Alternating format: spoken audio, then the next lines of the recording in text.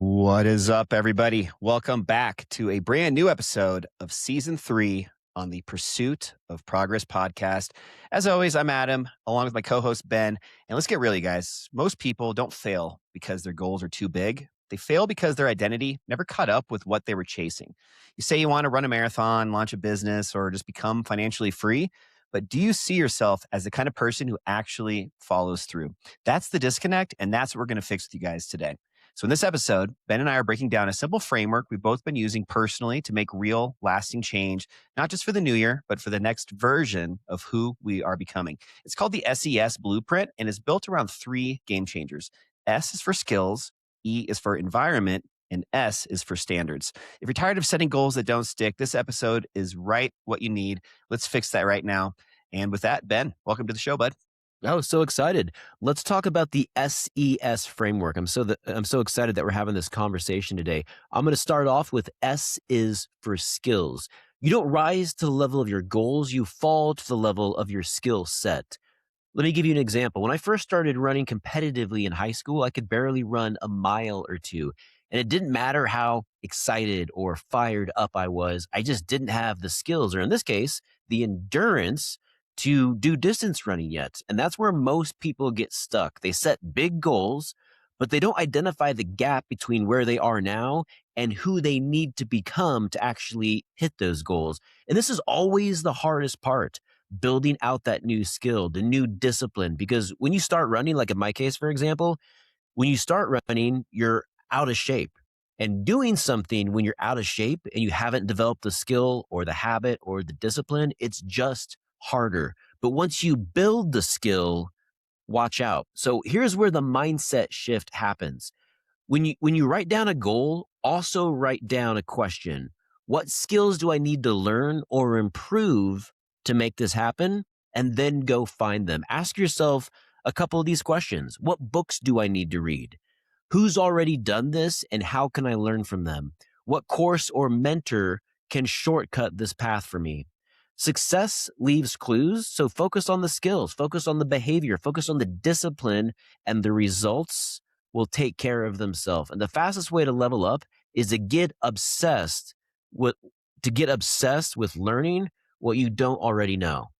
Absolutely. I 100% agree about that. We were actually just talking about that at the gym over the weekend about just with working out and how hard it is at first and just understanding that going into it because it's that consistency that pays off, not going for one day and having it be so miserable because you go 100 miles an hour, just understanding that a little bit better with not just your endurance, but just with skills in general. Yeah, and that's why I always enjoy sharing that running analogy because it is so true. When you start something new, you aren't going to have the skill or the behavior, or the discipline. You haven't developed it yet, but you're taking on this new journey and you want to learn this. But when you're starting out, you're going for runs, going to the gym, you literally don't have the muscle or the physical fitness or the cardiovascular fitness. And during that time, that is going to be the hardest part of the journey. And that's why so many people get discouraged, is because you're doing something. It's not fun. It's not enjoyable. It's very painful. It's very uncomfortable. You're out of shape and you're wondering, is it all worth it? And what am I doing?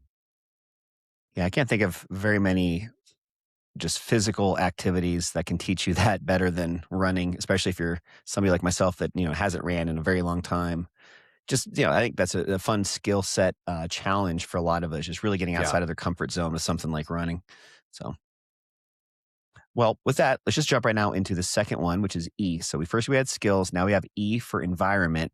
And your environment, I want you guys to think about it this way. Your environment is either pushing you forward or it's really quietly actually holding you back. There's no middle ground when it comes to environment.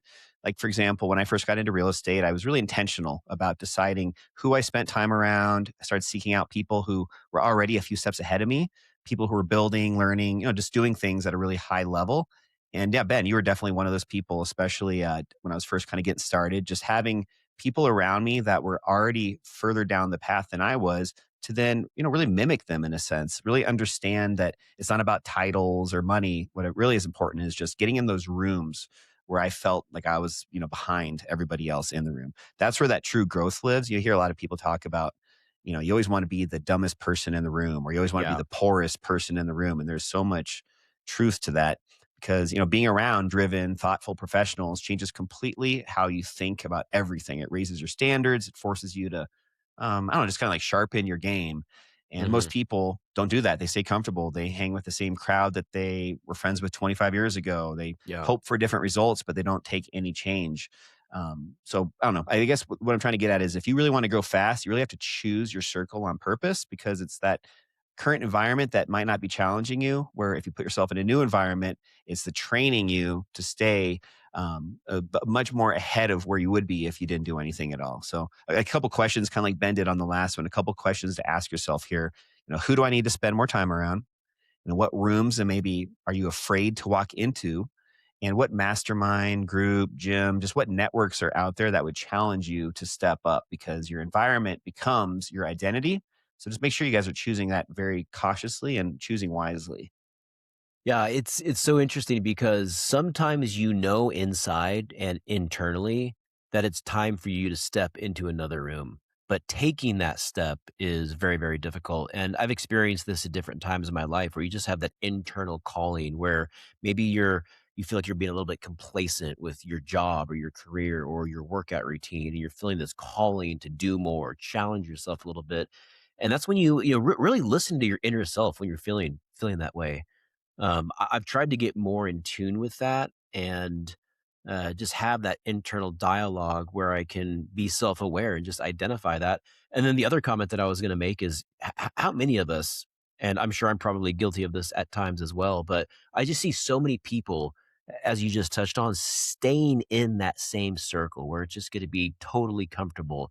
People with the same beliefs, the same political affiliations, and it just turns into this yes man conversation. Hmm. And I want to be someone where I can sit down and have different types of conversations, regardless if I agree with the person or not, and have a different perspective, and we can still be civil and learn and engage and build and and do things that are meaningful. Hmm. Absolutely. Yeah, it reminds me of the Pareto principle, which we've done a few other episodes on in the past in seasons one and season two. But just this concept of they talk about if you had five people, basically you and your four closest friends, and you basically had everybody in a room together, and you went around and everybody said what their the four people that you were with each told Hmm. them honestly what they made annually as their pay, what they made in a year. It's like crazy the percentage of how frequently common the fifth person, you in this case, Yeah. has almost an exact salary or an annual earnings that's equivalent to the average of the other four people. Hmm. Just really just like kind of breaking it down in a way that's easy to understand, that, the And surroundings even if and you the don't environment. talk about it, it's not like most people are talking about their salary. Like I make X amount of dollars and you're within range of me. It's that the way that I've always understood that is it's kind of a lifestyle. It's a pattern, the way people live their lives. So people that earn X amount of dollars live their lives a certain way. And people that have a very high net worth and either make millions or worth millions, they live their life a certain way. Well, I think that leads us perfectly into the third part of this, which I'll let you present, which is S, which very closely aligns with what you're talking about right now. That's right. Yeah. So SES. So this is our second S. S is for standards. And so here is where things go from nice idea to non negotiable. Habits are helpful, but standards are what build identity. It's the difference between I want to eat healthy versus I don't eat fast food. It's not about willpower, it's about deciding what is no longer acceptable for the person that you're becoming. So here's a real life example of how I approach it. And this is going to sound kind of playful and fun, maybe a little ridiculous, but I just have a rule. I don't eat ice cream or I don't eat dessert unless I have worked out in the morning and gone for my run in the evening. If I do both of those things, if I work out for an hour in the morning and then get at least a 4 mile run in the evening, I have no problem having dessert or having a little ice cream. But I don't do that unless I do both of those things. That's a standard for me. And it might sound kind of silly, but honestly, I do not deviate from it. That's the reward for me. That's the standard. Another one is I am, and that's helped me a lot with my power language. I am going to get up on time. I am going to make my bed. Um, into my 20s and probably even my early 30s, I was not someone who made my bed, or regularly did that on a regular basis. And now it's something that's a non-negotiable. I am going to do that. So having those conversations with yourself, using the language like that, these aren't preferences that we're talking about. They're promises. They create alignment between your identity and your action. And that's why it's so important. If your identity is, I'm a builder, I'm a finisher, I'm a winner, then every decision becomes easier because it either supports that identity or it doesn't. And here's the most important thing that people forget. Your standards aren't what you say, they're what you tolerate. So raise them. A quick final note here is, I'm teaching my daughter and really both of my kids not to go off of what people say, learn from what they do. They might say this, they might say that they're your friend, or you might tell them something in confidence and they say they're not going to repeat it. But what are they actually doing? So if someone shows you who they are, regardless of what they say, they show you who they are with their actions, believe them. Love that. Yeah, I've heard a lot of just entrepreneurs recently. I think for a lot of the audience that doesn't know, one of my favorites is Andy Frisella, who I've consumed his content for years and just really admire his take on a lot of this stuff. But he talks a lot about becoming your future self today. So even if you're, you know, 10 years from where you want to be, so to speak, Hmm. even today or tomorrow morning, you can start to act the way that future self needs to Yeah. be in order to be in that place that they're at in your life. And the point I wanted us to make on this, though, is I know it seems overwhelming to all of a sudden be this different person, but all it takes is one day. Just literally tomorrow could be completely different than today. If you're Yeah. finally to that breaking point and you want to be a builder, a finisher, a winner, you can be that tomorrow. You don't have to wait for 6 months or a year when you're a little bit in better shape and then you're a winner. Just start having those standards immediately, Yeah. and you're going to be amazed at how quicker you're able to get to that point. Make the decision today. Hmm. Love that. Do you ever have conversations with like either your younger self or your older self? I know that we're talking about, kind of visualizing what does my older self look like, but I actually have conversations.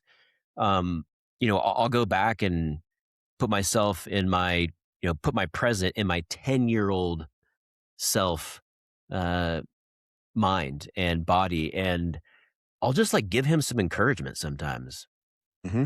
even though that was 30 years ago. I'll be like, Ben, you know what, man? You're going through this thing, but I'm so thankful that you did this, that you handled this way. And there's other times where I'm like, you know what? I look back and I'm maybe embarrassed about my behavior, and I talk to my 15-year-old self. You know what? You can do better. Hmm. And then same thing. I'll look at my 50-year-old self, my 60-year-old self. How does that person behave? How does he act? What kind of conversations does he have? Who does he hang out with? Yeah, one thing I'll share on that before we close this one out is for any of you guys out there, I'm sure most of you know who Mr. Beast is, who's just one of the most, I guess, largest reach of anybody on the planet from YouTube. So he's the first person to hit 400 million subscribers on YouTube. But one Mhm. kind of exercise that he did that I thought was super cool and really just a visionary for thinking this way, he created a video 10 years ago and scheduled it in YouTube to Wow. publish 10 years later. And it's just a video of him talking about where he is, when he's filming it, but also where he thinks he's going to be when this video releases in 10 years. Okay. I think he actually did one. It was like 1 year, 5 years, and 10 years, I think. And so he's filming a video in 2016 talking to He himself calls it, as if he's in 2026, uh, talking about what life looks like, who he's with, where he's mhm. at. I think it's called like a note to myself, future Okay. self. If you look it That's up on bold. YouTube, you can find it, but really cool. And just amazing how further he was, kind of like that same idea that I always butcher this quote, but you're amazed at how much further you can be in 10 years. I'll let you Yeah. say it.